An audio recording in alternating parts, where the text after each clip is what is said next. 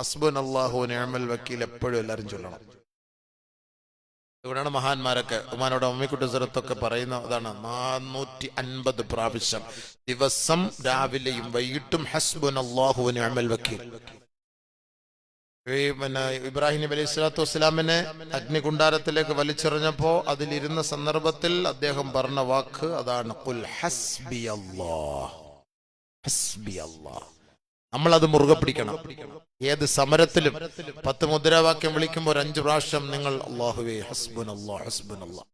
നമ്മൾ 100 പേരുമായിട്ട് പോകുമ്പോൾ പകുതി പേര് ദിക്റിലായിരിക്കണം ആ സമരത്തിൽ. അല്ലാഹുവേ നീ വിജയിപ്പിക്കണം, ഹസ്ബുനല്ലാഹ് ഹസ്ബുനല്ലാഹ്. റബ്ബന ഗഫിർ ലനാ ദുനൂബനാ വഇസ്റാഫനാ ഫീ അംരിനാ വസബ്ബിത് അഖ്ദാമനാ. ഞങ്ങളുടെ പാദമൊക്കെ ഉറപ്പിച്ച് നിർത്തി പടച്ചവനെ, പേടിയെടുത്ത് കള പടച്ചവനെ. എന്നിട്ട് ലാസ്റ്റ് ഒരു വാക്കൂടെ, വൻസുർനാ അലൽ ഖൗമിൽ കാഫിരീൻ.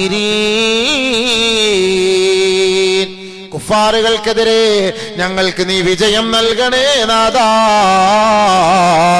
സത്യവിശ്വാസികളെ നീ വിജയിപ്പിക്കണമേ റബ്ബേ.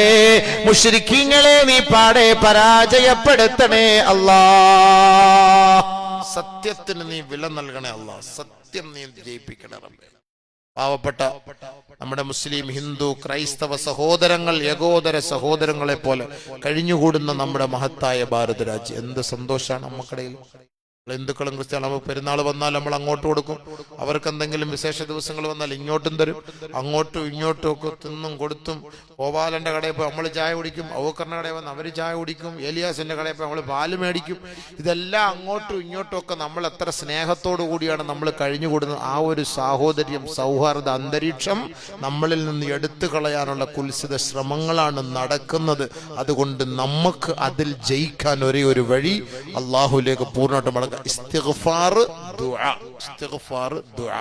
എന്നിട്ട് നമ്മൾ അള്ളാഹുവിനോട് ആത്മാർത്ഥമായ ദുആ ചെയ്യുന്നതിനോടൊപ്പം നമുക്ക് സദഖകൾ എന്തെങ്കിലും നമ്മൾ ചെയ്യണം. സുന്നത്ത് നോമ്പ് നമ്മൾ എടുക്കണം, വിധവകൾക്ക് ഭക്ഷണം കൊടുക്കണം, രോഗികളെ പോയി കണ്ടിട്ട് സഹായങ്ങൾ ചെയ്യണം, അനാഥ മക്കളുടെ തല തടവണം, എണ്ണ തേച്ചു കൊടുത്ത് അനാഥ മക്കൾക്ക് നല്ല വസ്ത്രം വാങ്ങി കൊടുക്കണം.